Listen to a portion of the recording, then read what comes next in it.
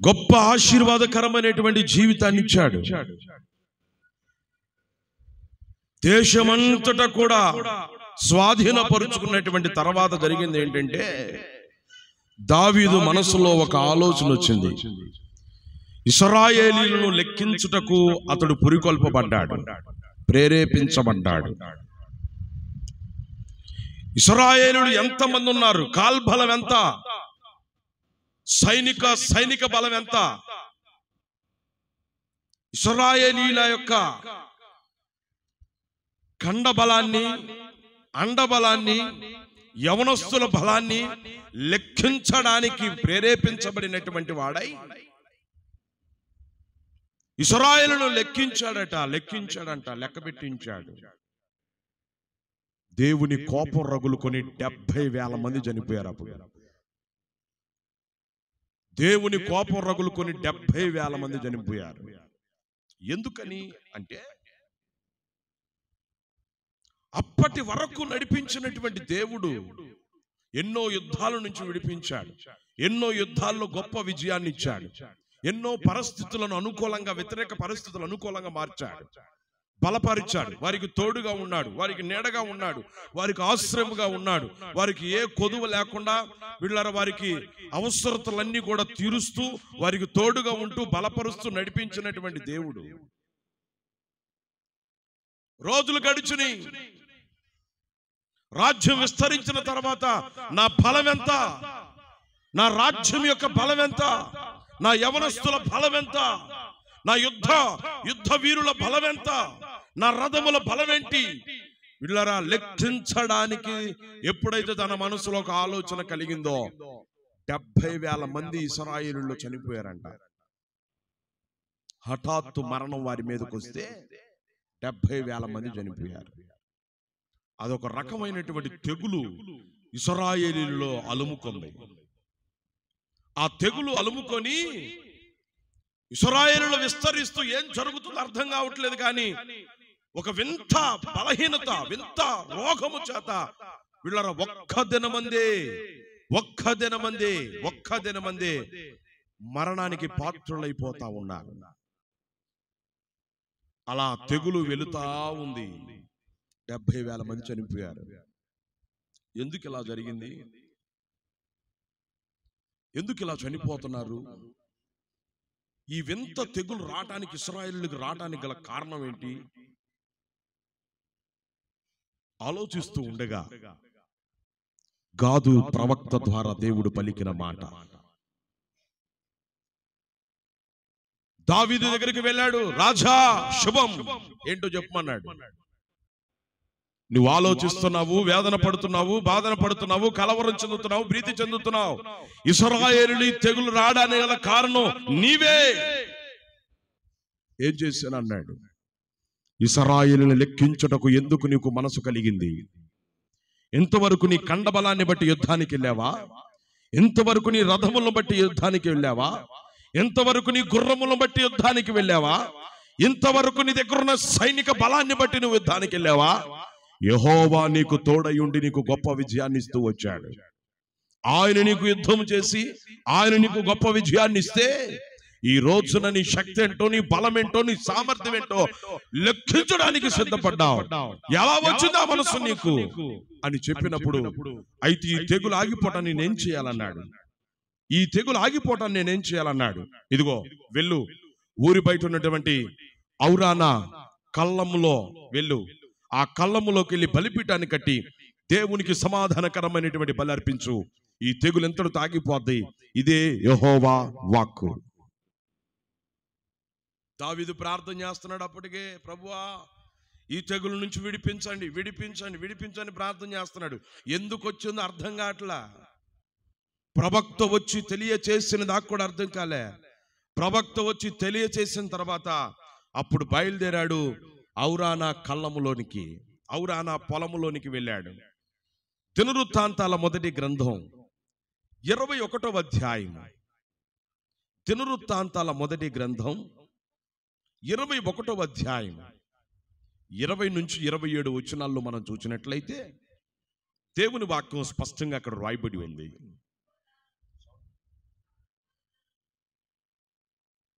ఎవరట? ఓర్నాను గోధుమలను నూర్చుచుండెను. అతడు వెనుకకు తిరిగి దూతను చూచినప్పుడు అతడును అతనితో కూడా నున్న 4 కుమారులు దాగుకొనిరి. దావీదు ఓర్నాను వద్దకు వచ్చినప్పుడు ఓర్నాను దావీదును చూచి కళ్ళములో నుండి వెలుపటికి వచ్చి తల నేల మట్టుకు వంచి దావీదుకు నమస్కారము చేసెను. ఈ కళ్ళము ప్రదేశమందు నేను యెహోవాకు బలిపీఠము కట్టించుటకై దావీదు ఓర్నానుతో అనగా, ఓర్నాను రాజైన నా ఏలినవాడు దాన్ని తీసుకొని తన దృష్టికి అనుకూలమైనట్టు చేయునుగాక. ఇదిగో దహన బలులకు ఎద్దులు, కట్టెలకై నూరిపిడి సామాగ్రి, నైవేద్యమునకు గోధుమ పిండి, ఇది అంతయు నేను ఇచ్చేదనని దావీదుతో అనెను. రాజైన దావీదు, అట్లు కాదు, నేను నీ సొత్తును ఊరక తీసుకోను, యెహోవాకు దహన బలులను అర్పించను, న్యాయమైన క్రయధనమిచ్చి దాన్ని తీసుకొందునని ఓర్నానుతో చెప్పి ఆ భూమికి 600 తులముల బంగారము అతనికి ఇచ్చెను. పిమ్మట దావీదు యెహోవాకు అచ్చట ఒక బలిపీఠము కట్టించి దహన బలులను సమాధాన బలులను అర్పించి యెహోవాకు మొర్రపెట్టగా ఆయన ఆకాశములో నుండి దహన బలిపీఠం మీదకి అగ్ని వలన అతనికి ప్రత్యక్షమాయెను. యెహోవా దూతకు ఆజ్ఞాపింపగా అతడు తన కత్తిని మరలా వరలో వేసెను. దేవునికి స్తోత్రం చెప్పండి. మరొకసారి దేవుని స్తోత్రం చెప్పండి.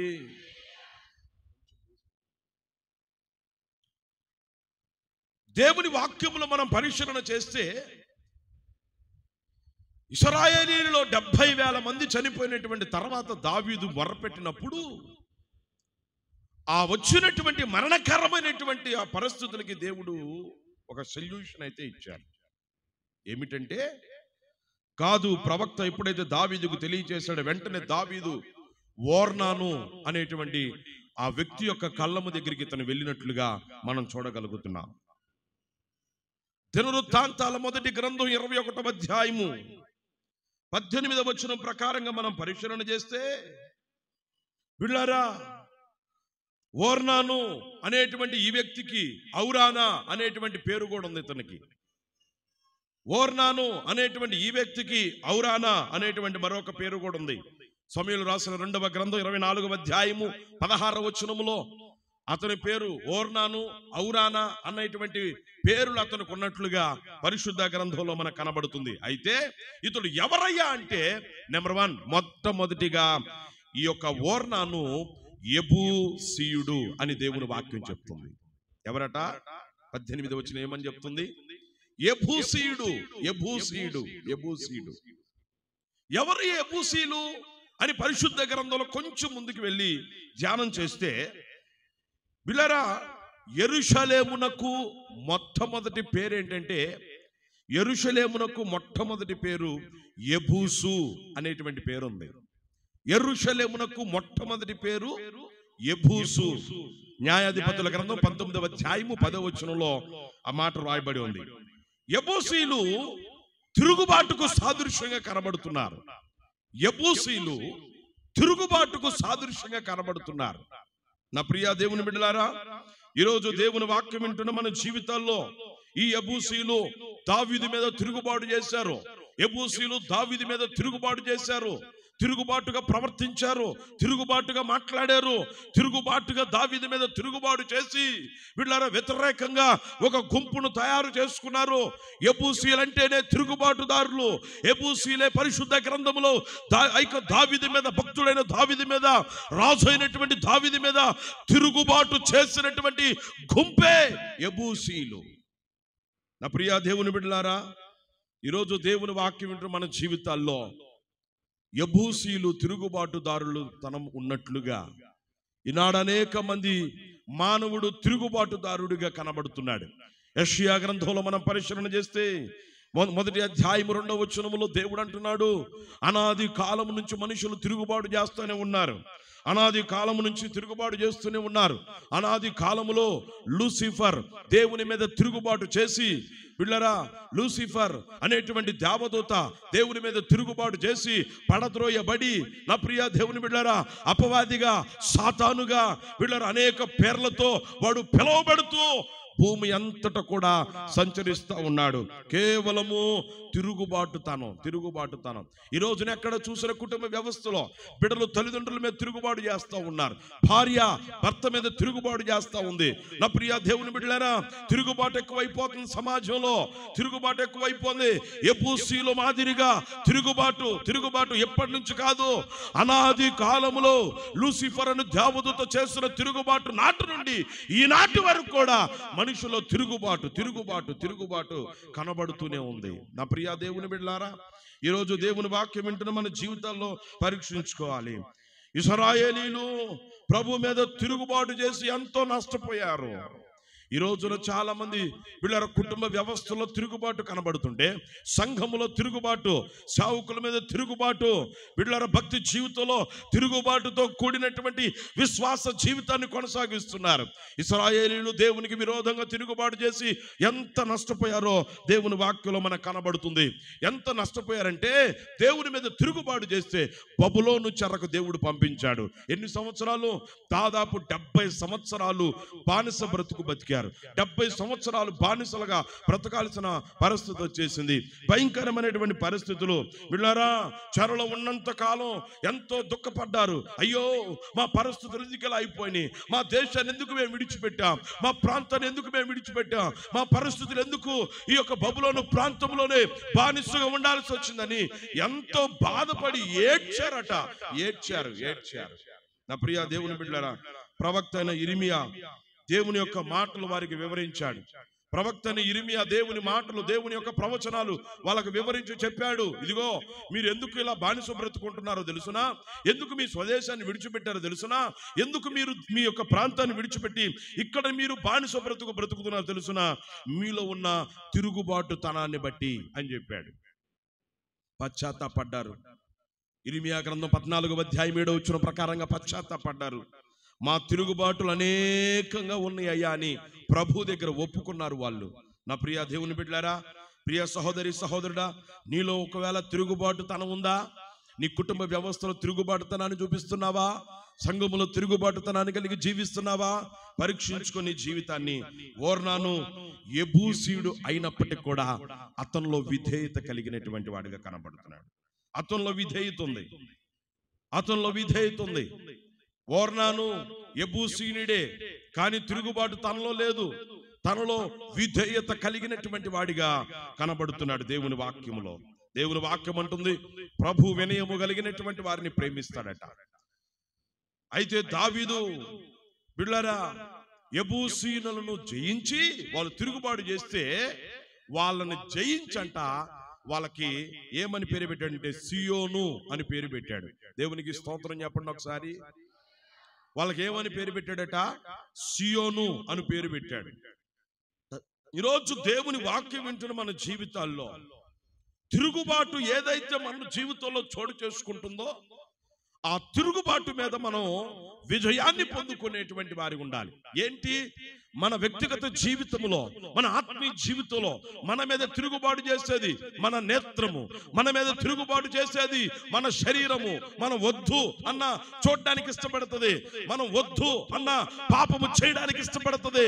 ఈ శరీరము చాలా ప్రమాదకరమైంది, ఈ చూపు చాలా ప్రమాదకరమైంది, ఈ నేత్రాశను, ఈ శరీరాశ మీద బిడ్డరా మన మీద తిరుగుబాటు చేస్తున్నటువంటి ఈ శరీరము, ఈ నేత్రం మీద విజయాన్ని పొందగలిగితే నా ప్రియ దేవుని బిడ్డలారా, దేవుని యొక్క కృపా కరుణ మన జీవితంలో కలగడమే కాదు బిడ్డలారా, యెబూసీయుల ఆ యొక్క ప్రాంతానికి వారికి సియోను అను పేరు పెట్టినట్లుగా దేవుడు మనలో ఉన్నటువంటి ఆ శరీరాశ నేత్రాశను తీసివేసి ఒక నూతన హృదయాన్ని దేవుడు మనకిస్తాడు. దేవుని స్తోత్రం చెప్పండి. మరొకసారి దేవుని స్తోత్రం చెప్పండి. ఆయన నీ జీవితంలో ఎప్పుడైతే వస్తాడో నీ జీవితంలో అద్భుతాలు జరుగుతాయి. దావీదు ఏ రీతిగా యెబూసీయుల దగ్గరికి వచ్చాడో, దావీదు ఏ రీతిగా యెబూసీయులతో వీళ్ళ గొప్ప విజయాన్ని వారి యొద్ద పొందుకున్నాడో, దేవుడు నీలోకి వస్తే, దేవుడు నీ దగ్గరకు వస్తే నీ జీవితంలో ఒక విజయాన్ని పొందుకుంటావు. నీ జీవితంలో అప్పుడు అద్భుతాలు జరగడం ప్రారంభమవుతుంది, ఆశ్చర్య కార్యాలు జరగడం ప్రారంభమవుతుంది. కనుక నా ప్రియ దేవుని బిడ్డలారా, ఈరోజు దేవుని వాక్యం వింటే మన జీవితంలో మనకు వ్యతిరేకంగా తిరుగుబాటు చేస్తున్న ఈ శరీరాశలను, నేత్రాశలను జయించగలిగినప్పుడు నా ప్రభు నీ జీవితంలో ఆత్మకార్యము జరిగించునుగాక. నెంబర్ 2, రెండవది, ఓర్నాను దావీదు ఎప్పుడైతే కళ్ళం దగ్గరకు వచ్చాడో, తన పొలము దగ్గరకు వచ్చాడో, ఆ కళ్ళంలోకి అడుగు పెట్టాడో, దావీదును చూసిన ఓర్నాను నేల మట్టుకు వంగి నమస్కారం చేశాడు. 21వ అధ్యాయం 21వ వచనాన్ని చూస్తే, దావీదు ఓర్నాను వద్దకు వచ్చినప్పుడు ఓర్నాను దావీదును చూచి కళ్ళములో నుండి వెలుపలకి వచ్చి తల నేల మట్టుకు వంచి దావీదుకు నమస్కారము చేశాను. చూసారా, దావీదుని ఎప్పుడైతే చూశాడో నేల మట్టుకు వంగి నమస్కారం చేసినట్లుగా పరిశుద్ధ గ్రంథంలో మనకు కనబడుతుంది. అనగా ఇతనిలో గొప్ప వినయం కనబడుతుంది. ఇతడు ధనవంతుడు అయినప్పటికీ కూడా ధనం మీద లక్ష్యం పెట్టల. దావీదును చూసినప్పుడు గౌరవించాడు. దావీదు కళ్ళంలోకి వచ్చినప్పుడు సాగిలపడ్డాడు. నా ప్రియ దేవుని బిడ్డలారా, ధనము హెచ్చుట వలన గర్వం చోటు చేసుకుంటుంది మనుషుల జీవితాల్లో. ధనము పెరిగే కొద్దీ మనుషుని జీవితాల్లో గర్వం చోటు చేసుకుంటది. నా ప్రియ దేవుని బిడ్డలారా, ఈ యెబూసీయుడైనటువంటి ఓర్నాను గొప్ప ధనవంతుడట. ధనవంతుడు అయినప్పటికీ కూడా నేల మట్టుకు వంగి రాజు అయినటువంటి దావీదును చూసినప్పుడు నేల మట్టుకు వంగి అతకు నమస్కరించినట్లుగా పరిశుద్ధ గ్రంథంలో మనకు కనబడుతుంది. దేవుని వాక్యం అంటుంది, బిడ్డలారా, ప్రభు దీనులను లక్ష్య పెట్టేటువంటి వాడట. దేవుని ఎడల, దావీదు ఎడల ఓర్నానుకున్నటువంటి గౌరవం చూడండి బిడ్డలారా, ఎంతగా ఆయన గౌరవిస్తున్నాడో దేవుని వాక్యంలో మనకి స్పష్టంగా సెలవిస్తా ఉంది. దేవుని వాక్యం అంటుంది కదా, ఇదిగో నన్ను గణపరుచు వారిని నేను గణపరుచుదును అని దేవుని వాక్యంలో మొదటి సమయంలో రాసినటువంటి గ్రంథం 2వ అధ్యాయం 30వ వచనంలో నన్ను గణపరుచు వారిని నేను గణపరుస్తాను అని దేవుని వాక్యం సెలవిస్తా ఉంది. కనుక గర్విష్ఠులకు ఆయన తీర్పు తీరుస్తాడు. బిడ్డలారా, ఈ రోజు దేవుని వాక్యం వింటూ మన జీవితంలో దేవుని యొద్దకు వచ్చినప్పుడు ఆయన ఉన్నాడనియు, దేవుని యొద్దకు వచ్చినప్పుడు ఆయన మనకు దయచేయవాడనియు, దేవుని యొద్దకు వచ్చినప్పుడు ఆయన మన జీవితాలు మార్చువాడనియు నువ్వు దేవుని యందు విశ్వాసం ఉన్నట్లయితే నా దేవుడే నీ జీవితాన్ని మార్చి నిన్ను ఒక సన్మార్గంలో నడిపించునుగాక. నా ప్రియ దేవుని బిడ్డలారా, దేవుని సన్నిధికి వచ్చిన మనందరం కూడా మన స్థితి వేరు, మన సామర్థ్యాలు వేరు, మన కుటుంబ నేపథ్యాలు వేరు, మన వ్యక్తిగత జీవితాలు వేరు, మన స్వాభావికమైన మనస్సులు వేరు. దేవుని యొద్దకు వచ్చిన తర్వాత మనందరం కూడా వినయము కలిగినటువంటి వారిగా ఉండాలి. Praise the Lord. వినయము గల వారిని తగిన సమయములో హెచ్చించువాడవని, వినయము గల వారిని తగిన సమయములో దేవునికి మహిమ కలుగును గాక. వినయము కలిగినటువంటి వారిని దేవుడంట హెచ్చిస్తాడు అని దేవుని వాక్యంలో మనం చూడగలుగుతున్నాం. నా ప్రియ దేవుని బిడ్డలారా, ఇతడు ఓర్నాను ధనవంతుడైనప్పటికీ కూడా గర్వం లేదు తన జీవితంలో. నేల మట్టుకు వంగి దావీదుకు నమస్కరించినట్లుగా మనకు కనబడుతుంది. కనుక మన వ్యక్తిగత జీవితంలో మన స్థితిగతులు వేరైనప్పటికీ కూడా దేవుని సన్నిధిలో మనం వినయము కలిగినటువంటి వారిగా ఉండాలి. ఓ పెద్ద ఆఫీసర్ గారు దేవుని సన్నిధికి వచ్చినప్పుడట, ఆయన బయట వచ్చేసరికి బయట వచ్చినటువంటి వారందరూ విడిచినటువంటి ఆ స్లిప్పర్స్ అన్ని కూడా చల్లా చెదురు ఉన్నాయట. ఉండేసరికి ఆయన ఏం చేశాడంటే, ఏ యొక్క జతకి ఆ జతలు చక్కగా నీట్గా చక్కగా పేరుస్తా ఉన్నాడట. ఈలోగా ఆయన పక్కన వచ్చినటువంటి సెక్యూరిటీ వారు చూసి ఆయన అలా చేస్తాం చూసి, సార్ మేము చేస్తాం సార్ అని చెప్పి దగ్గరికి వచ్చారట. ఆయన అన్నాడంట, వద్దొద్దు, ఇది నేను చేసే పని, ఇది నా పని అని చెప్పి ఆయన చెప్పులన్నిటిని కూడా చక్కగా నీట్గా లైన్లో పెట్టాడంట. ఆ పక్కన ఉన్నటువంటి వారు చూసి ఆశ్చర్యపడిపోయాడు. తన స్థితి ఏంటి, తన సామర్థ్యం ఏంటి, తనకున్న హోదా ఏంటి, ఎందుకు ఇలా చేసావని అడిగితే ఆయన చెప్పాడట, దేవుని ముందు మనకెంతున్నా సరే, మనకి ఏదున్నా సరే అది ప్రభు ద్వారా మనకు కలిగిందే కానీ మన శక్తి కాదు, మన బలము కాదు, మన జ్ఞానము కాదు. దేవుని కన్నా మనకి ఎక్కువ ఏది కూడా లేదు అని చెప్పి, దేవుని పనిలో నాకు ఈ స్థితి రాకముందు నా పని దేవుని మందిర పని, ఈ స్థితి వచ్చినాకైనా సరే నా పని నేను జరిగించడం తప్పే ఉంది అని సాక్ష్యం ఇచ్చాడట. నిజమే నా ప్రియ దేవుని బిడ్డలారా, ఈరోజు దేవుని వాక్యం వింటే మన జీవితంలో దేవుని సన్నిధిలో మనం సాగిలపడేటువంటి వారి ఉండాలి. ప్రభు సన్నిధిలో మనందరం వినయము కలిగినటువంటి వారమై ఉండాలి. ప్రభు సన్నిధిలో మనం సాగిలపడినప్పుడు, ప్రభు సన్నిధిలో మన వినయము కలిగినప్పుడు నా ప్రభువే మన జీవితంలో గొప్ప కార్యాలు చేసి నడిపించే గొప్ప దేవుడు ఆయన. దేవునికి స్తోత్రం చెప్పండి. దావీదును చూసినప్పుడు నేల మట్టుకు వంగి ఏం చేశాడట? నమస్కారం చేశాడు. చాలా మందికి వినయం ఉండదు, చాలా మందికి వినయం ఉండదు. ఆత్మీయులు కనపడ్డప్పుడు వందనాలు చెప్పుకుందామన్న మనసు ఉండదు కొంతమందికి. అక్కడే మన భక్తి అర్థమైపోద్ది. ఎవరైనా ఆత్మీయులు కనపడ్డప్పుడు ఏమండి, రోజుకు ఒకసారి చెప్తే చాలు, అస్తమానం అవసరంలే, రోజుకు ఒకసారి చెప్తే చాలు. నీకు ఎప్పుడైతే కనబడతారో అప్పుడు, ఆత్మీయులు కనబడ్డప్పుడు వందనములతో మనం ఒకరికొకరు ఆత్మీయంగా పలకరించుకోవాలి. ఆత్మీయులు కనబడ్డప్పుడు మనం గౌరవించుకోవాలి, వినయము కలిగిన వారమై ఉండాలి. దైవ సేవకులను గౌరవించాలి, దైవ సేవకులు వచ్చినప్పుడు వారిని గౌరవించాలి. వందనములతో వీళ్ళ ఒకరికొకరు పలకరించుకోవాలి.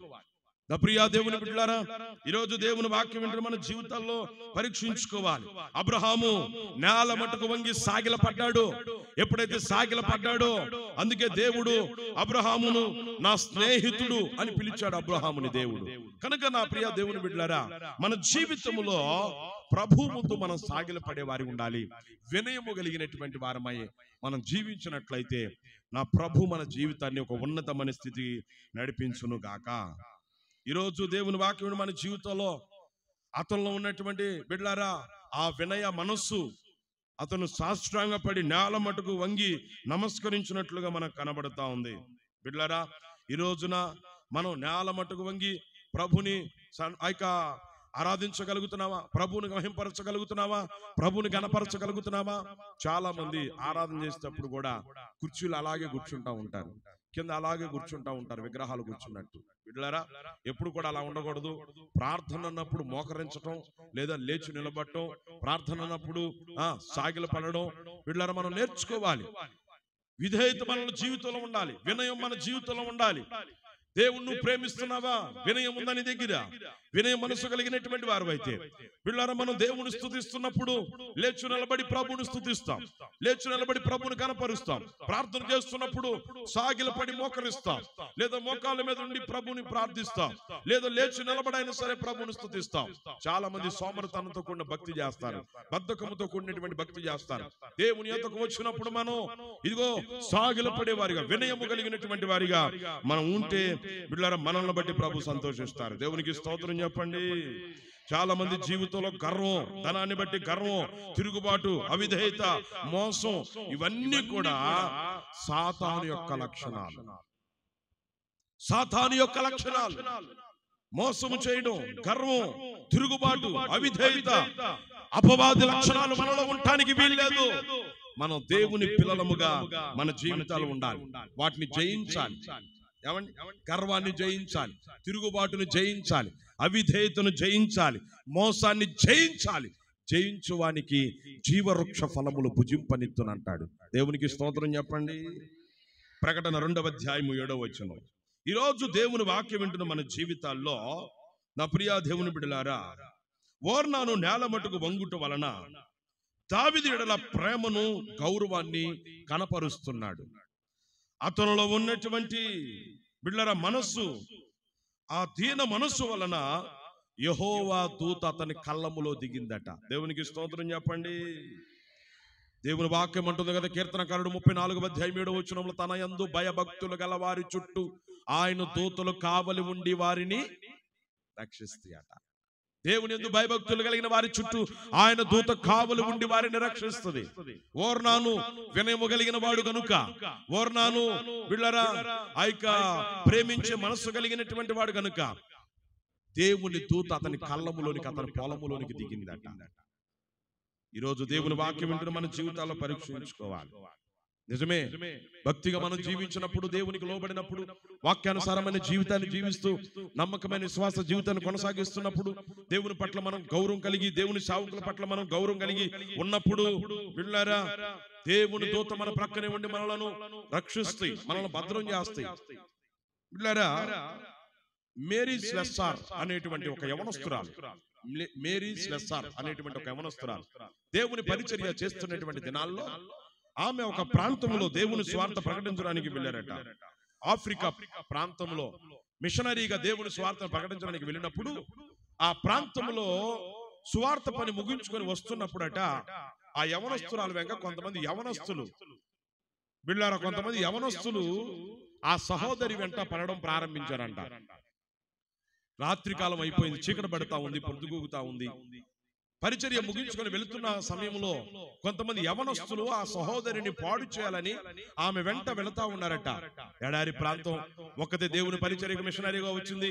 ఆఫ్రికా ప్రాంతంలో దేవుని స్వార్థ ప్రకటించడానికి వెళ్ళినటువంటి ఆ సహోదరికి యవనస్తులు వీళ్ళ ఆమెను పాడు చేయాలని ఆమె వెనకాలే వస్తున్నటువంటి ఆ సందర్భంలో వీళ్ళ ఆమె ప్రార్థన చేసుకుందట. ప్రభువా, ఇగో ఆగతాయి గాళ్ళు నా వెనక వస్తున్నారు, ఇదిగో వీరి చేతుల్లోంచి నన్ను విడిపించండి, వీరి చేతుల్లో నుంచి నన్ను రక్షించండి, నీ సువార్త పనిలో నన్ను బహుబలంగా వాడుకో ప్రభువా, నీ కాపుదల, నీ భద్రత ప్రభువా నాకు అనుగ్రహించమని ఆమె చిన్న ప్రార్థన చేసుకుని ధైర్యంగా ఆమె నడుచుకుంటూ వెళుతున్నప్పుడట దేవుని దూతలట, ఒక నలుగురు దూతలు ఆమె చుట్టూ కూడా నిలబడి ఉన్నారట.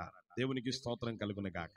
దేవుని దూతలు బిళ్ళర ఆమె పక్కనే నలుగురు కలిసి నడుస్తూ ఉంటే ఆ దూతలను చూసట ఆశ్చర్యపడిపోయి, కలవరపడిపోయి, ఎక్కడి నుంచి వచ్చారు ఇంతలో అని చెప్పి భయపడిపోయి వారిని చూసి వాళ్ళు పారిపోయారంట. దేవునికి స్తోత్రం చెప్పండి. మరొకసారి దేవునికి స్తోత్రం చెప్పండి. నా ప్రియ దేవుని బిడ్డలారా, ఈరోజు నీవు దేవుని వాక్యం వింటున్న మన జీవితాల్లో ఇదిగో రక్షించబడిన నీవు ప్రభు సేవలో సహకారిగా ఉండాలి. రక్షించబడిన నీవు ఇదిగో నీ యవన బలం ప్రభుకి ఇచ్చేటువంటి వారికి ఉండాలి. నీ శక్తిని ప్రభుకు అనుగ్రహించాలి. నీ శక్తిని దేవుని పని కోసం ఖర్చు పెట్టాలి, కానీ అపవాదికి మన శక్తిని అప్పగించకూడదు. యవనస్తులైనటువంటి వారు, స్త్రీ పురుషులైనటువంటి వారు దేవుని పని కోసం మన యవన బలాన్ని ఉపయోగించాలి. దేవునికి స్తోత్రం చెప్పండి. నెంబర్ 3, మూడవదిగా ఓర్నాను బిళ్ళారా గోధుమలను నూర్చుచుండెను. మొదటి దినవృత్తాంతాల గ్రంథం 21వ అధ్యాయము 20వ వచనం మనం పరిశీలన చేస్తే 20వ వచనం చూడండి. ఓర్నాను గోధుమలను నూర్చుచుండెను.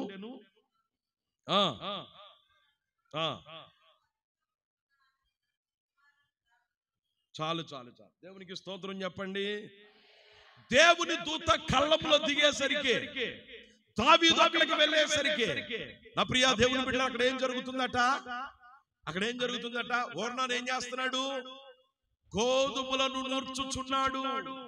నా ప్రియ దేవుని బిడ్డలారా, ఓర్నాను సేద్యపరచుట యందు ఆసక్తిని చూపిస్తున్నట్లుగా గోధుమలను పండించి ఆ గోధుమలను నూర్చుచున్నట్లుగా పరిశుద్ధ గ్రంథంలో మనకు కనబడతా ఉంది. నా ప్రియ దేవుని బిడ్డలారా, ఈరోజు దేవుని వాక్యం వింటున్న మన జీవితాల్లో మనం పరిశీలన చేస్తే ధనవంతుడైనప్పటికీ అతని జీవితంలో పనివారిని పెట్టి అతను పని చేయట్లేదు. ధనవంతుడైనప్పటికీ, భూమి కలిగినప్పటికీ బిడ్డలారా, తన జీవితంలో తను కూడా కష్టపడి పని చేస్తా ఉన్నాడు. గోధుమలను నూర్చుచున్నట్లుగా పరిశుద్ధ గ్రంథంలో మనకు కనబడతా ఉంది. నా ప్రియ దేవుని బిడ్డలారా, దేవుని పని చేసేటువంటి వారిగా మనం ఉండాలి. దేవుడు కోరుకునేది పని చేసేటువంటి వారిని కోరుకుంటాడు. పని చేసేవారు ఆయనకు అవసరమై ఉంది. పని చేసేవారిని దేవుడు ఎంపిక చేసుకుంటాడు. పని చేసేవారిని ఆయన బలపరుస్తాడు. పని చేసేవారు ఆయనకు కావాలి. దేవుని పని చేసేవారిగా మనం ఉండాలి. దేవునికి స్తోత్రం చెప్పండి. ఓర్నాను తన జీవితంలో మనం పరిశీలన చేస్తే ధనవంతుడైనప్పటికీ గోధుమలు నూర్చుచున్నటువంటి వాడిగా కనబడుతున్నాడు. ఈ రోజున చాలా మంది జీవితాల్లో వీళ్ళరా సోమరితనంగా జీవిస్తారు. దేవుని వాక్యం అంటుంది, సోమరిపోతులను దేవుడు దీవించడు. సోమరుగా ఉండేటువంటి వారిని ప్రభు దీవించడండి. ఏమండి, పని చేయొచ్చు 12 అరకలు కట్టి పొలమును దున్నుచున్నటువంటి ఎలీషాను ఏలియా పిలిచినప్పుడు తన యొక్క అరకను వదిలిపెట్టి దైవజనుడిని వెంబడించాడట. తద్వారా ఏలియా చేసిన కార్యాల కంటే 2 వీళ్ళ గొప్ప గొప్ప కార్యాలు ఎలీషా చేశాడు. దేవునికి స్తోత్రం చెప్పండి. మరొకసారి దేవుని స్తోత్రం చెప్పండి. ఎన్నో అద్భుతాలు చేశాడు. ఈ రోజున చాలా మంది క్రైస్తవులు నిద్రపోయే క్రైస్తవులుగా మారిపోతున్నారు. నిద్ర ఒక రాత్రి ఉండదు, ఒక పగలు ఉండదు, ఒక మధ్యాహ్నం ఉండదు, ఒక ఉదయం ఉండదు. కష్టమాను నిద్రపోతున్న యవన వీళ్ళారా, దేవుడు పని చెప్తే ఆ పని తప్పించుకోవడానికి వాడ అడుగు భాగానికి వెళ్ళి ఏం చేస్తున్నాడు? చెప్పాలి ఏం చేస్తున్నాడు?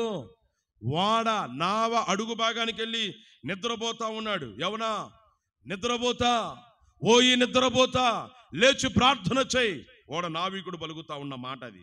వీళ్ళారా, ఎంత నష్టం కలిగింది. యవన 1వ అధ్యాయం 5వ వచనంలో ఎంత నష్టం జరిగింది. సోమరితనం 3 విధాలుగా ఉంటుంది. సోమరితనం 3 విధాలుగా ఉంటుంది. నెంబర్ 1 సోమరితనం, శారీరక సోమరితనం, పని చేయనివ్వదు. నెంబర్ 2 మనో సోమరితనం, వాక్యం చదవనివ్వదు. నెంబర్ 3 ఆత్మీయ సోమరితనం, ప్రార్థన చేయనివ్వదు. అర్థమవుతుందా? సోమరితనం 3 రకాలు. శరీర సోమరితనం పని చేయనివ్వదు, మనో సోమరితనం వాక్యం చదవనివ్వదు, ఆత్మీయ సోమరితనం ప్రార్థన చేయనివ్వదు. సోమరితనంగా ఉంటారు. ఈ దినాలు అనేక మంది యవన వలె పిల్లలు నిద్రపోవచ్చు. బాధ్యత లేనటువంటి వారిగా, గురి లేని దినములను గడుపుచున్నారని దేవుని వాక్యంలో స్పష్టంగా సెలవిస్తుంది. వీళ్ళ ఒక భక్తుడు అంటారు, డిఎల్ మూడి, గురిలేని జీవితం గుడ్డి జీవితం అంటాడు. గురిలేని జీవితం గురుడితనంతో కూడినటువంటి జీవితము అంటాడు. నిజమే, ఈరోజు చాలా మంది గురుడితనంగా జీవిస్తున్నారు. నా ప్రియ దేవుని బిడ్డలారా, ఈరోజు దేవుని వాక్యం ఏంటి? నీ జీవితంలో నీ గురేమిటి? సహోదరులారా, నీ గురేమిటి? నీ గమ్యమేమిటి? ప్రభు నిన్నెందుకు సృజించారు? ప్రభు నిన్నెందుకు ఆయుష్నిచ్చాడు? ప్రభు నీకెందుకు ఆరోగ్యం ఇచ్చాడు? ప్రభు నిన్నెందుకు నిలబెడుతున్నాడు?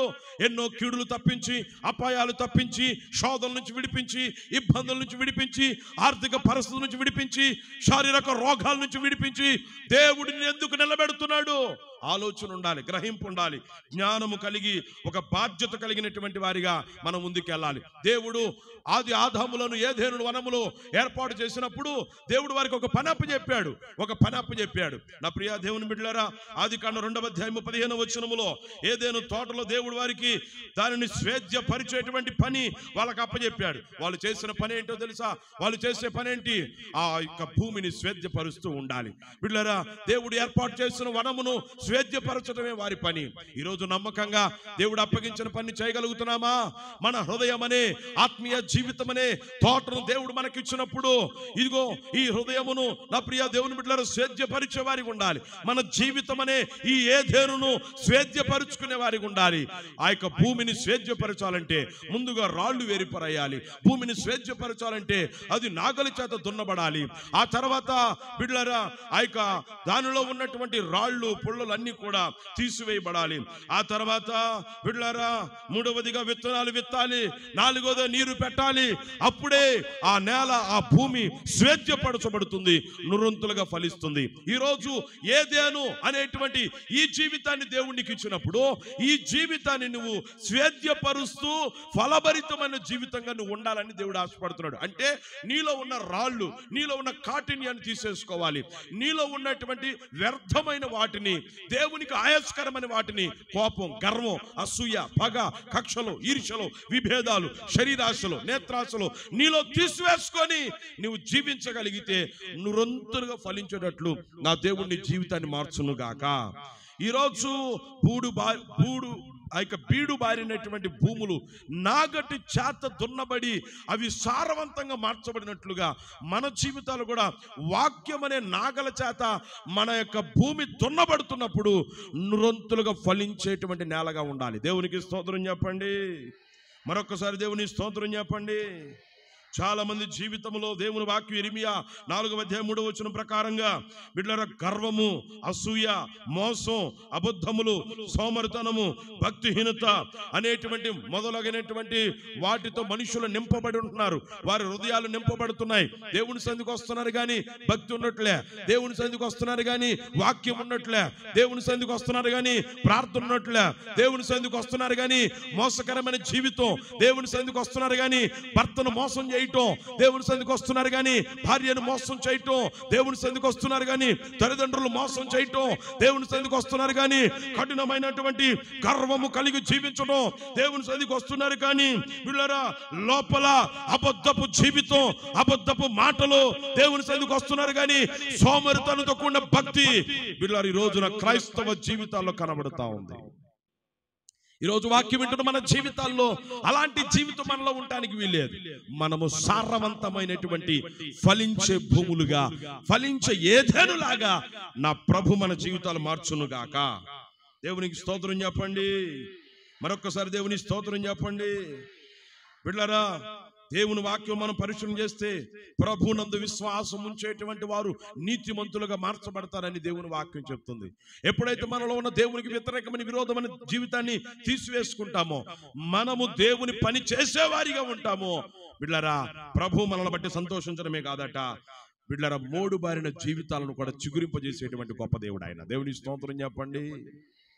బిడ్డలారా, మనం దేవుని వాక్యంలో మనం పరిశీలన చేస్తే దేవుని వాక్యం అంటుంది కదా, ఇదిగో ఆ యొక్క కీర్తనకారుడు 1:3 ప్రకారంగా దేవుని యందు భయభక్తులు కలిగినటువంటి వారి జీవితాలు ఎలా ఉంటుందంటే, నీటి కాలువల ఏరన నాటబడిన మొక్క ఏ రీతిగా ఫలిస్తుందో అలాంటి ఫలభరితమైన జీవితాన్ని వాళ్ళు పొందుకుంటారని దేవుని వాక్యం స్పష్టంగా సెలవిస్తూ ఉంది. నా ప్రియ దేవుని బిడ్డలారా, దేవుని యొక్క గొప్ప ఆశీర్వాదం మన జీవితాలు కలుగుతుంది. నీతిమంతుడైన నోవాహు ఎలా కుటుంబాన్ని రక్షించుకున్నాడో అలా మన కుటుంబం రక్షించబడుతుంది. బిడ్డలారా, అంత మాత్రమే కాదు, బోయాజు ఇదిగో తన యొక్క పొలములో నూర్పేటువంటి ఆ నూర్చినటువంటి ధాన్యం బిడ్డలారా దాచిపెట్టి కరువు ప్రాంతంలో ఎలా ఆ కరువు నుంచి తప్పించబడ్డాడో అలా మన కుటుంబం కూడా సమృద్ధికరమైనటువంటి పోషణ, సమృద్ధికరమైనటువంటి ఆశీర్వాదముతో దేవుడు నింపి ఆయన సమృద్ధితో మనల్ని నడిపించే గొప్ప దేవుడు ఆయన. దేవునికి స్తోత్రం చెప్పండి. తన మాత్రమే కాదు, ఓర్నానికి 4 కొడుకులు ఉన్నారంట, 4 కుమారులు ఉన్నారు. 20వ వచనంలో 4 కుమారులు ఉన్నారు. వారి 4 కూడా తండ్రికి ఎంతగానో సహాయపడుతున్నారు. వాళ్ళు ప్రైజ్ ద లార్డ్. తండ్రికి సహాయపడుతున్నట్లుగా పరిశుద్ధ గ్రంథంలో మనకు కనబడుతుంది. బిడ్డలారా, యవనస్తులైనటువంటి వారు తల్లిదండ్రులకి విధేయులై ఉండాలి కానీ అవిధేయులుగా ఉండకూడదు. మన ఇష్టం వచ్చినట్టు చేస్తాను, నా ఇష్టం వచ్చినట్టు వెళ్తాను, నా ఇష్టం వచ్చినట్టు నేను చేస్తాను, నా ఇష్టం వచ్చినట్టు జీవిస్తాను అంటే కుదరదు. బిడ్డలారా, నీకు వయసు వచ్చిందనో, యవనస్తులైనటువంటి వారు నాకు వయసు ఉందనో, నాకు వయసు వచ్చిందనో, లేదంటే నాకు టీనేజ్లో నేను ప్రవేశించానో, యవన వయసు జీవితాన్ని కలిగి ఉన్నాను, నా ఇష్టానుసారంగా చేస్తానంటే కుదరదు. తల్లిదండ్రులను గౌరవించాలి, తండ్రికి సహకారిగా ఉండాలి. బిడ్డలారా, సాధ్యనంత వరకు స్త్రీలు తల్లికి సహకారిగా ఉండాలి, పురుషులు తండ్రికి సహకారులుగా ఉండేటట్లుగా బిడ్డలారా ఉండాలి. ఇక్కడ మనం పరిశీలన చేస్తే ఓర్నాను తన 4 కొడుకులు కూడా తండ్రికి సహాయపడుతున్నారు. ఈ రోజున యవనస్తులైనటువంటి వారు మీ తల్లిదండ్రులకు సహాయపడుతున్నారా? మీ తల్లిదండ్రులు మాట వింటున్నారా? గౌరవిస్తున్నారా? ప్రేమిస్తున్నారా? విధేయత చూపుతున్నారా? ఒక్కసారి ఆత్మ విమర్శ చేసుకొని మనం బ్రతకాలి. ఈ రోజున దేవుని వాక్యంలో మనం పరిశీలన చేస్తే తండ్రికి విధేయులైనటువంటి కుటుంబం క్షేమకరమైనటువంటి జీవితాన్ని కలిగి జీవిస్తారు. దేవుని వాక్యం అంటే యవన కాలంలో నా కాడి మోయిట సులువు. దేవుని పని చేయాలి. యవన కాలంలో సులువును మోస్తే వృద్ధాప్యంలో అది నిన్ను మోస్తుందంట. దేవుని స్తోత్రం చెప్పండి. చార్లెస్ స్పర్జన్ అనేటువంటి వ్యక్తి అంటాడు, యవన కాలంలో నువ్వు దేవుని పని చేస్తే, యవన కాలంలో సిలువను మోస్తే నీ వృద్ధాప్యంలో దేవుడు నిన్ను మోస్తాడు, నీ వృద్ధాప్యంలో దేవుడు నిన్ను నడిపిస్తాడని దేవుని వాక్యం స్పష్టంగా సెలవిస్తూ ఉంది. ఈ రోజున చాలా మంది యవనస్తులను సాతాను పాడు చేస్తున్నాడు. ఏమండి, మత్తు పదార్థాలకు బిడ్డలారా బానిసలైపోతున్నారు, సిగరెట్లకు బానిసైపోతున్నారు, మద్యపానానికి బానిసలైపోతున్నారు, కొకైన్ అనేటువంటి దానికి బానిసలైపోతున్నారు, కైని, గుట్కా బిడ్డలారా వీటికి బానిసలైపోతున్నారు. అదే బిడ్డలారా ఈ దురలవాట్లు బిడ్డలారా మద్యపానానికి అలవాటు పడి అదే మగతనం అనుకుంటున్నారు. స్త్రీలు కూడా తక్కువేం కాదండోయ్ బిడ్డలారా, స్త్రీలు కూడా స్మోకింగ్ అలవాటు పడిపోతున్నారు. బిడ్డలారా కాలేజీకి వెళుతున్నారు, ఇష్టానుసారమైన జీవితాన్ని జీవిస్తున్నారు. బిడ్డలారా కాలేజీకి వెళుతున్నారు, బిడ్డలారా వారి జీవితంలో దుర్వ్యసనాలు చోటు చేసుకుంటా ఉన్నాయి, వారి జీవితంలో దురలవాట్లు చోటు చేసుకుంటా ఉన్నాయి.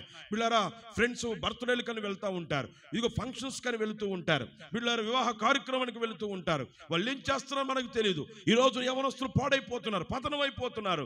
బిడ్డలారా సాతానుడు యవనస్తుల మీద బలంగా పనిచేస్తూ ఉన్నాడు. బిడ్డలారా వ్యర్థమైన ప్రేమ అనేటువంటి వ్యవహారాలు నడుపుతూ ఉన్నారు. బిడ్డలారా వ్యర్థమైన చాటింగ్లు చేస్తూ ఉన్నారు, వ్యర్థమైనటువంటి మార్గాల్లోనికి వెళ్ళిపోతున్నారు. లోకం వారిని ఆకర్షిస్తూ ఉంది. తల్లిదండ్రులైనటువంటి వారు మెలకు కలిగి జాగ్రత్త కలిగి ఒక అడుగు ముందుకేసి ఆలోచించగలిగితే కుటుంబాలు నిలబడతాయి, కట్టబడతాయి. క్షేమకరమైనటువంటి పరిస్థితులు మన కుటుంబాల్లో ఉంటాయి. దేవునికి స్తోత్రం చెప్పండి ఒకసారి అందరూ. మరొకసారి దేవునికి స్తోత్రం చెప్పండి. ఓర్నానికి 9 కొడుకులు ఉన్నారు. 9 కొడుకులు కూడా తండ్రికి సహాయపడుతున్నట్లుగా మనం చూడగలుగుతున్నాం. ఈ రోజున ప్రతి ఒక్కరు కూడా యవనస్తులైనటువంటి వారు బిడ్డల కుటుంబంలో మనం ప్రయోజనకరంగా మార్చబడాలి. దేవునికి స్తోత్రం చెప్పండి. అప్పుడు ప్రభు మనల్ని దీవిస్తాడు. ప్రభు మనల్ని దీవిస్తాడు. సోమరితనంగా ఉండొద్దు, చురుకు కలిగి పని చేసేవారిగా ఉండాలి. మనం ఓర్నాను ధనవంతుడే, పని వాళ్ళని పెట్టి పని చేయించవచ్చు, కానీ తన పని చేయలా. బిడ్డలరా అతను ఆ పని చేయలేదు, అతను కూడా కలిసి పని చేస్తున్నట్లుగా చూడగలుగుతున్నాం. దేవుని స్తోత్రం చెప్పండి. అతను కూడా కలిసి పని చేస్తున్నాడు. బిడ్డలారా అతనిలో చురుకుదనం చూడండి. ఈ రోజున ఆత్మీయ జీవితాల్లో, భక్తి జీవితాల్లో సోమరితనంగా ఉండొద్దు. మనం చురుకు కలిగి బలం కలిగి ఆత్మీయ జీవితంలో ప్రార్థించే వారిగా, వాక్యాన్ని ధ్యానించేటువంటి వారిగా, దేవుని పని చేసేవారిగా నా ప్రభు మనందరినీ బలపరుచునుగాక. దేవుని స్తోత్రం చెప్పండి. బిడ్డలారా సమయాన్ని బట్టి నేను త్వరితంగా ఇంకా 2 విషయాలు ముగిస్తాను. ఓర్నాను నెంబర్ 4, ఓర్నాను ఇచ్చుట నేర్చుకున్నటువంటి వాడు. ఓర్నాను ఇచ్చుట నేర్చుకున్నటువంటి వాడు. బిడ్డలారా ఎప్పుడైతే దావీదు కళ్ళములోకి వచ్చాడో, దావీదు చెప్తున్నాడు, ఇదిగో జరిగిన పరిస్థితి ఇది. నీ కళ్ళములో నేను దేవునికి దహన బలి అర్పించాలనుకుంటున్నా, సమాధాన బలి అర్పించాలనుకుంటున్నా, ఒక బలిపీఠాన్ని కట్టాలి. ఇది దేవుడు చెప్పాడు, ప్రవక్త గాదు చేత పలకబడినటువంటి మాట. ఎప్పుడైతే ఆ సమాచారాన్ని చెప్పాడో అంతకన్నా ధన్యత ఏముందయ్యా అనుకున్నాడు. అనుకున్నట బిడ్డలారా ఆ సమాధాన బలికి, ఆ దహన బలికి ఏం కావాలో వాటన్నిటిని కూడా ఓర్నానే ఇచ్చాడంట. దేవునికి స్తోత్రం చెప్పండి. మరొకసారి దేవుని స్తోత్రం చెప్పండి. ప్రభువైన యేసు క్రీస్తు వారు కూడా మనలను ప్రేమించి మన కోసం ప్రాణం ఇచ్చాడు. ఆయన ప్రాణం అర్పించాడు. ఆయన మన కోసం రక్తాన్ని చిందించాడు. ఆయన నా ప్రియ దేవుని బిడ్డలారా, మనము ఆయన సేవ కొరకు మనం ఇచ్చేటువంటి వారిగా ఉండాలి. దేవుని సేవ కొరకు మనం ఇచ్చేటువంటి వారిగా ఉండాలి. ఇదిగో దహన బలుకు ఎడ్లను, కట్టెలకై నూర్పెడి సామాగ్రి, నైవేద్యమునకు గోధుమ పిండి ఓర్నాను దావీదుకు ఇచ్చెను. మనం ప్రభువును ప్రేమించుచున్నాము అనడానికి రుజువు ఏంటంటే ఆయనకు మనం ఇవ్వవలెను. మనం ఇచ్చేటువంటి వారిగా ఉండాలి. పుచ్చుకొనుట కంటే ఇచ్చుట ధన్యత. షునేమీరాలు మన ఇంటికి వచ్చుచూ పోవచ్చున్నటువంటి దైవజనుడు, భక్తి కలిగినటువంటి దైవజనుడు గనక అతనికి మనం ఏదో ఒకటి చేయాలని చూసారా క్రియల్లో కనపరిచింది. అది దేవుని మీద ఉన్నటువంటి ప్రేమ, దేవుని మీద ఉన్న ప్రేమ. నా ప్రియ దేవుని బిడ్డలారా, ఈరోజు దేవుని వాక్యం అంటే మన జీవితంలో వాక్యం అంటుంది. సామెతలు 3వ అధ్యాయము 9వ వచనంలో, నీ రాబడి అంతట్లో నువ్వు దేవునికి ఇవ్వాలి. ప్రథమ ఫలములను నీ ఆస్తిలో భాగం ప్రభువుకి ఇచ్చి నువ్వు ప్రభుని మహిమపరిచినప్పుడు నువ్వు ఆశీర్వదించబడతామని దేవుని వాక్యం అంటుంది. చాలా మంది జీవితాల్లో లోభత్వము ఉంటది. లోభత్వము అంటే మహాపాపం. లోభత్వం అంటే బిళ్ళరా కృతజ్ఞత లేకపోవటం. నాబాలు కృతజ్ఞత లేక దావీదు మీద తిరస్కరించాడు. బిళ్ళ తిరస్కరించి తన స్నేహితులతో కలిసి బిళ్ళరా ఆ యొక్క ఆహారాన్ని, విందును భుజిస్తున్నటువంటి సందర్భంలో బిళ్ళరా అతని మీదకి హఠాత్తు మరణం వచ్చి చనిపోయాడంట. ఈరోజు దేవుని వాక్యం ఉంటే మన జీవితాల్లో ఆ తర్వాత అగిబేయులు తన భార్య దావీదు దగ్గరికి వెళ్ళి కావలసిన ఆహారం అంతా తీసుకుని వెళ్ళి కృతజ్ఞత చూపినట్లుగా పరిశుద్ధ గ్రంథంలో మనకు కనబడుతుంది. దేవునికి స్తోత్రం చెప్పండి. వీళ్ళ ఈరోజు దేవునికి ఇచ్చేటువంటి వారికి ఉండాలి. అందుకే సామెతల 30వ అధ్యాయంలో జలగకు ఇమ్ము అనే 2 కూతుర్లు ఉంటారని చెప్తున్నాడు. అంటే కొంతమందికి తీసుకోవడమే తెలుసు కానీ ఎత్తం తెలియదు. కొంతమందికి తీసుకోవడం తెలుసు. జలగ 2 వైపులు నోరులు ఉంటాయంట, 2 వైపుల నుంచి అది లాగుతుందట. బిడ్డలారా ఈరోజు మనం తీసుకోవటమే కాదు, దేవునికి ఇచ్చేటువంటి వారిగా ఉండాలని దేవుని వాక్యం సెలవిస్తూ ఉంది. కొంతమంది జీవితంలో నా ప్రియ దేవుని బిడ్డలారా ఇతరుల దగ్గర నుంచి వాళ్ళు తీసుకుంటారు కానీ ఇతరులకు ఎప్పుడు ఇవ్వరు. బిడ్డలారా ఇతరులను బాధ పెడతారు. ఇతరుల దగ్గర నుంచి తీసుకోవడం తెలుసు కానీ ఎత్తం తెలియదు. ఇవ్వాలంటే దానికి ఒక సమయం ఉండాలి. ఇవ్వాలంటే దానికి ఒక గడి ఉండాలి. ఇవ్వాలంటే దానికి ఒక రోజు ఉండాలి. బిళ్ళారా ఇవన్నీ ఆటంకాలు బిళ్ళారా మనుషుల జీవితంలో తీసుకోవటమే కాదు, మనం ఇవ్వటం కూడా నేర్చుకోవాలని దేవుని వాక్యం స్పష్టంగా సెలవిస్తూ ఉంది. బిళ్ళారా తేనెటీగలు చూడండి, మకరందాన్ని ఎక్కడి నుంచో తీసుకొచ్చి ఆ పువ్వుల్లో కూర్చుతాయట. ఎక్కడి నుంచో మకరందాన్ని తీసుకొచ్చి బిళ్ళారా తేనెటీగలు ఆ పువ్వుల్లో ఉన్నటువంటి మకరందాన్ని లాగి బిళ్ళారా తేనెతొట్టిని ఏర్పాటు చేసి మకరందాన్ని దాచిపెడతాయంట, ఇతరులకు ఇస్తాయట, ఇతరులు సంతోష పెడతాయట. బిళ్ళారా మనం కూడా అంతే, మన జీవితాల్లో ఇతరులు సంతోష పెట్టేవారికి ఉండాలి. అంతకన్నా ముఖ్యంగా దేవుని సంతోష పెట్టేవారికి ఉండాలి. దేవుని స్తోత్రం చెప్పండి. మరొకసారి దేవునికి స్తోత్రం చెప్పండి. ఈరోజు మన జీవితంలో బిళ్ళారా మనం పరీక్షించుకోవాలి. పాల్ యాంగ్చో ప్రపంచ ప్రఖ్యాతిగాంచినటువంటి ప్రపంచంలోని అతిపెద్ద సంఘం అయినటువంటి పాల్ యాంగ్చో ఉత్తర కొరియాలో అతని సంఘం ఉంది. బిళ్ళారా ఆ పాల్ యాంగ్చో గారు దేవుని మందిరాన్ని కడుతున్నప్పుడు ఒక పేద విధవరాలట బంగారపు చిన్న పెట్టె ఒకటి ఉందంట ఆమె దగ్గర. ఆ బంగారమును తీసుకొచ్చాట బిళ్ళారా దైవజనుడికి ఇచ్చిందట. ఎవరామె? పేద విధవరాలని తన యొక్క సాక్ష్యములు అతను రాశాడు. నా ప్రియ దేవుని బిడ్డలారా, ఈరోజు దేవుని వాక్యం వింటున్న మన జీవితాల్లో ఆమె దేవునికి ఇచ్చింది, దేవుని మందిరాన్ని కట్టడానికి ఇచ్చింది. ఎంత సమర్పణ కలిగినటువంటి జీవితమో చూడండి. నా ప్రియ దేవుని బిడ్డలారా, ఈరోజు దేవుని వాక్యం వింటున్న మన జీవితంలో బిడ్డలారా దేవునికి ఇచ్చేటువంటి వారిగా సమర్పించే వారికి ఉండాలి. కొంతమంది అడుగుతూ ఉంటారు చావుకుల్ని, ఫస్ట్ గారు అదెంత అయిందండి, ఇది ఎంత అయిందండి, అదెంత ఖర్చు అయిందండి, వీళ్ళు ఇచ్చేవాళ్ళలాగా అడుగుతూ ఉంటారట. ఏదో అప్పులు తీర్చేవాళ్ళలాగా అడుగుతూ ఉంటారు. ఏమంటే ఊరికనే తెలుసుకోవడానికి అదొక ఆనందం వాళ్ళకి. నా ప్రియ దేవుని బిడ్డలారా, ఈరోజు దేవుని వాక్యం వింటున్న మన జీవితాల్లో దేవునికి ఇచ్చేటువంటి వారిగా, దేవుని మహిమపరిచేవారిగా, దేవుని ఘనపరిచేవారిగా మన జీవితాలు ఉండాలని దేవుని వాక్యం సెలవిస్తుంది. ఓర్నాను దావీదును ప్రేమించాడు గనక దేవునికి ఆయన ప్రేమించాడు, దావీదును గౌరవించాడు గనక బిడ్డలారా మనం పరిశీలన చేస్తే దేవుని వాక్యంలో ఓర్నాను ఏమిచ్చాడు? దావీదుకి ఓర్నాను 600 తులముల బంగారమును ఇచ్చాడు. అంత మాత్రమే కాదు, అతనికి కావలసిన వాటన్నిటిని కూడా అతనికి ఇచ్చినట్లుగా పరిశుద్ధ గ్రంథంలో మనకు కనబడుతుంది. దావీదు కూడా ఊరకనే బిళ్ళరా అతను అక్కడ బలిపీఠము కట్టి ఊరికనే ఆ యొక్క స్థలాన్ని వాడుకోలా 600 తులముల బంగారం ఇచ్చినట్లుగా మనం చూస్తూ ఉంది. ప్రభు అన్యాయస్తుడు కాదు. దేవుడు ఇచ్చా అంటే ఖచ్చితంగా దేవుడు అతనికి ఇవ్వగలిగినటువంటి గొప్ప దేవుడు ఆయన. దేవునికి స్తోత్రం. 2 దినవృత్తాంతాలు 20వ అధ్యాయం 25వ వచనం, నువ్వు ఇచ్చిన దానికంటే దేవుడు అధికంగా నీకు ఇస్తాడని దేవుని వాక్యం సెలవిస్తూ ఉంది. ఆదికాండం 28:20వ వచనం ప్రకారంగా యాకోబు 10వ వంతు దేవునికి ఇచ్చాడట. తినుటకు ఆహారము, ధరించుటకు వస్త్రములు, వీళ్ళ జీవితంలో కావలసిన వాటన్నిటినీ కూడా దేవుడు యాకోబుకి ఇచ్చినట్లుగా పరిశుద్ధ గ్రంథంలో మనకు కనబడుతుంది. యాకోబు చేసిందేంటి? తన రాబడిలో 10వ వంతు ఇచ్చాడంతే. తినడానికి ఆహారం, కట్టుకోవడానికి వస్త్రం, జీవితకాలంలో ఏం కావాలో వాటన్నిటిని కూడా దేవుడు అనుగ్రహిస్తూ వచ్చాడట. ఈరోజు వాక్యం వింటున్న మన జీవితాల్లో దేవునికి ఇవ్వాల్సినటువంటి మాట మనం ఇవ్వాలి, దేవునికి ఇవ్వటం నేర్చుకోవాలి. అప్పుడే మన జీవితాలు కూడా ఆశీర్వదించబడతాయి. అందుకే 2 కొరింథీ రాసిన పత్రిక 9వ అధ్యాయం 7వ వచనంలో సంతోషంగా ఉత్సాహంగా ఇచ్చేవారిని దేవుడట ప్రేమిస్తాడని దేవుని వాక్యం స్పష్టంగా సెలవిస్తూ ఉంది. కనుక దేవునికి మనం ఇచ్చి దేవుణ్ణి సంతోషపెట్టేవారిగా మన జీవితాలు మార్చబడును గాక. దేవునికి స్తోత్రం చెప్పండి. మరొకసారి దేవుని స్తోత్రం చెప్పండి. చాలా మంది ప్రభు దగ్గరకు వచ్చి, ప్రభు నాకు అది కావాలి, ఇది కావాలి, ప్రభు నాకు అది దయచు, నాకు ఇది దయచు, నా బిడ్డలకు అది దయచేయండి ప్రభు, నా బిడ్డలకు నివాసం దయచు, నా బిడ్డలకు వివాహం దయచే, నా బిడ్డలకు ఉద్యోగాలు దయచు, నా బిడ్డలకు వ్యాపారాలు దయచే ప్రభు, నాకు నాయన వ్యాపారం దయచు, ఉద్యోగం దయచే ప్రభు, ఐశ్వర్యాన్ని దయచే నాయన, సంపద దయచే ప్రభు, ఆరోగ్యాన్ని దయచే, ఆయుష్ దయచే ప్రభు, నెమ్మది దయచే, సమాధానం దయచే, ఐక్యత దయచే అని ప్రభు దగ్గర నుంచి తీసుకోవడమే తెలుసు. కానీ కృతజ్ఞత కలిగి ప్రభుకి ఇవ్వటం మాత్రం ప్రభుకి ఇవ్వటం తెలియదు. నా ప్రియ దేవుని బిడ్డలారా, ఈరోజు మనం ప్రభుకి ఇచ్చేటువంటి వారికి ఉండాలని దేవుని వాక్యం స్పష్టంగా సెలవిస్తుంది. ఇక్కడ ఓర్నాను బిడ్డలారా ఇచ్చుటలో మనసు కలిగినటువంటి వాడు. దహన బలికి ఏం కావాలో వాటన్నిటిని కూడా ఓర్నానే దావీదుకి ఇచ్చినట్లుగా పరిశుద్ధ గ్రంథంలో మనకు కనబడుతుంది. అంటే ఇచ్చుటలో ప్రేమ కనబడుతుంది. ఇచ్చుటలో ఏం కనబడుతుంది?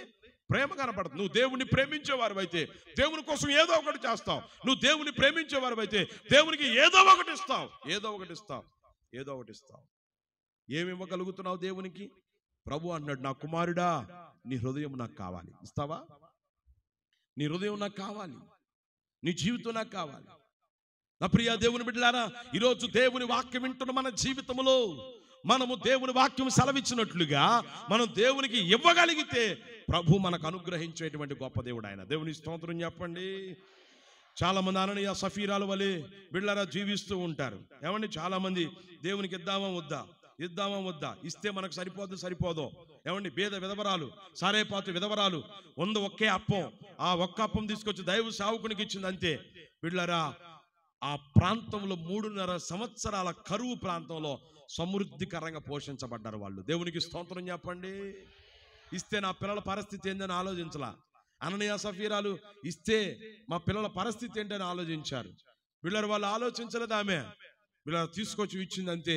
3.5 సంవత్సరాలు ఏ కొదువు లేకుండా సమృద్ధికరమైన ఆహారాన్ని దేవుడు ఇచ్చాడు. ఈరోజు వాక్యం వింటున్న మన జీవితాల్లో మనం కూడా దేవునికి ఇవ్వగలిగితే, ఇవ్వటం నేర్చుకుంటే, దాతృత్వమైన మనసు, ధారాళమైన మనసు మనలో ఉండగలిగితే, నా ప్రభు తినడానికి ఆహారం, కట్టుకోవడానికి వస్త్రము, జీవిత కాలంలో ఏం కావాలో వాటన్నిటిని యాకోబుకి ఇచ్చిన దేవుడు మనకి ఇచ్చి నడిపించును గాక.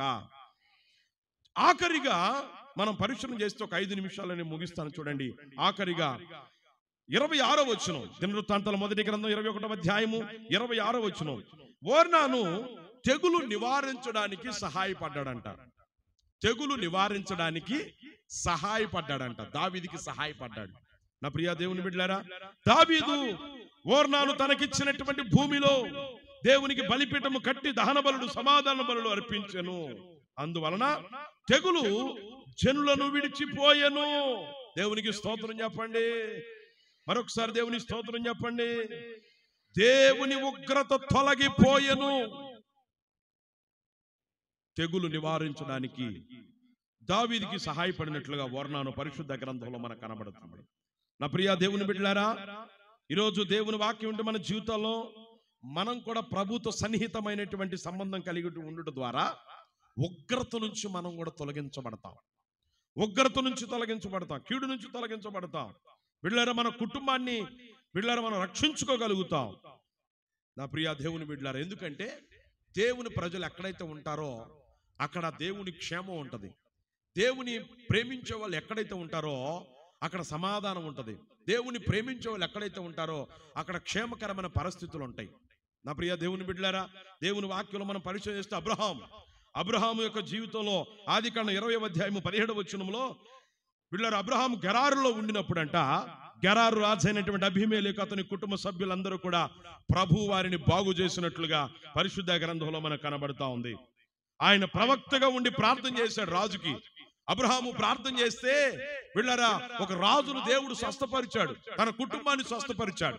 ప్రార్థించే వాళ్ళు ఎక్కడైతే ఉంటారో అక్కడ క్షేమం ఉంటది. ప్రార్థించే వాళ్ళు ఎక్కడైతే ఉంటారో అక్కడ నెమ్మది ఉంటది. ప్రార్థించే వాళ్ళు ఎక్కడైతే ఉంటారో అక్కడ ఆరోగ్యం ఉంటది.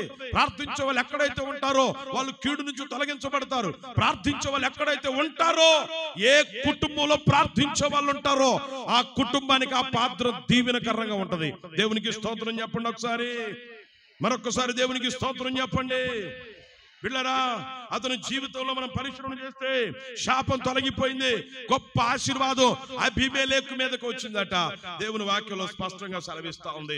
ఆదికాండం 39వ అధ్యాయం 5వ వచనం ప్రకారంగా యోసేపు పోతీఫర్ ఇంట్లో ఉండటను బట్టి పిల్లరా, యోసేపును బట్టి ఆ పోతీఫర్ యొక్క నివాసం ఆశీర్వదించబడిందని అతని స్టేట్మెంట్ సాక్ష్యం ఇచ్చినట్లుగా చూడగలుగుతున్నాం. ఎందుకంటే యోసేపు భక్తి కలిగిన వాడు, ప్రార్థించేటువంటి వాడు కనుక యోసేపు ఎక్కడున్నా దేవుడు గొప్ప ఆశీర్వాదం ఇచ్చాడు. ఈరోజు దేవుని వాక్యం మన జీవితంలో నీవు కుటుంబంలో ప్రార్థించే వ్యక్తిగా ఉంటే, నీ కుటుంబంలో దేవునితో సహవాసం నీవు కలిగి ఉంటే, నీ ఒక్కదాన్ని బట్టి నీ ఒక్కడిని బట్టి దేవుడు నీ కుటుంబం అంతటి కూడా ఆశీర్వాదకరమైన జీవితాన్ని అనుగ్రహించే గొప్ప దేవుడు ఆయన. దేవునికి స్తోత్రం చెప్పండి. మరొకసారి దేవునికి స్తోత్రం చెప్పండి. ఓర్నాని యొక్క విశ్వాసం, ఓర్నాని యొక్క భక్తి, ఓర్నాని యొక్క సమర్పణ, ఓర్నాని యొక్క విధేయత మనం పరిశీలన చేస్తే ఈ ఆత్మీయ లక్షణాలను బట్టియే ఆ గొప్ప తెగులు ఆగిపోవడానికి కూడా కొంత కారణమైంది. నా ప్రియ దేవుని బిడ్డలారా, ఈరోజు దేవుని వాక్యం వింటే మన జీవితాలు పరీక్షించుకోవాలి. మనల్ని బట్టి మన మీదకి రాబోతున్న కీడు తొలగించబడాలి. మనల్ని బట్టి బిడ్డలారా ఎలాంటి క్షామము మన కుటుంబంలో ప్రాప్తించకుండా దేవుని భద్రత మనకు ఉండేలాగా మన జీవితాలు ఉండాలి. దేవునికి స్తోత్రం చెప్పండి. నా ప్రియ దేవుని బిడ్డలారా, జాన్ నాక్స్ అనేటువంటి గొప్ప దైవ సేవకుడు అతను చేసిన పరిచర్య ప్రార్థన వలన స్కాట్లాండ్ దేశం అంతా కూడా ఆశీర్వదించబడిందని అతను సాక్ష్యమిస్తాడు. అంత మాత్రమే కాదు, చార్లెస్ స్పర్జన్ అనేటువంటి గొప్ప దైవజనుడు ప్రార్థన విశ్వాసంతో ప్రార్థన చేయుటను బట్టి, అతను చేసిన సువార్తను బట్టి ఇంగ్లాండ్ ప్రాంతం అంతా కూడా బిడ్డలారా, ఇంగ్లాండ్ దేశం అంతా కూడా దీవించబడిందట. ఈరోజు దేవుని వాక్యం వింటే మన జీవితాల్లో నీ ద్వారా నీ కుటుంబం కట్టబడాలి, నీ ద్వారా నీ కుటుంబం ఆశీర్వదించబడాలి, నీ ద్వారా నీ కుటుంబం ఉన్నతమైన స్థితికి వెళ్ళాలి. యూదా రాసిన ఆ యొక్క పత్రిక 23వ అధ్యాయములో అగ్నిలో నుండి లాగినట్లు కొందరినైనా సరే నువ్వు రక్షించాలి, కొందరినైనా సరే నువ్వు రక్షించేటువంటి వ్యక్తిగా నీవు ఉండాలి. ఈరోజు దేవుని సన్నిధికి వస్తున్నావు, రక్షించబడ్డావు, నీ మట్టుకు నీవు వస్తే సరిపోదు. నీ కుటుంబంలో మారు మనసు లేని వారు ఎవరైతే ఉన్నారో, నీ కుటుంబంలో రక్షణ లేని వారు ఎంతమంది అయితే ఉన్నారో వాళ్ళందరూ రక్షణలోకి నడిపించలాగున ప్రార్థన చేయాలి. ప్రార్థించే కుటుంబం ఆశీర్వదించబడుతుంది, ప్రార్థించే కుటుంబం క్షేమంగా ఉంటుంది, ప్రార్థించే కుటుంబం కీడు నుంచి తప్పించబడతారు, ప్రార్థించే కుటుంబం మరణం నుంచి తప్పించబడుతుంది.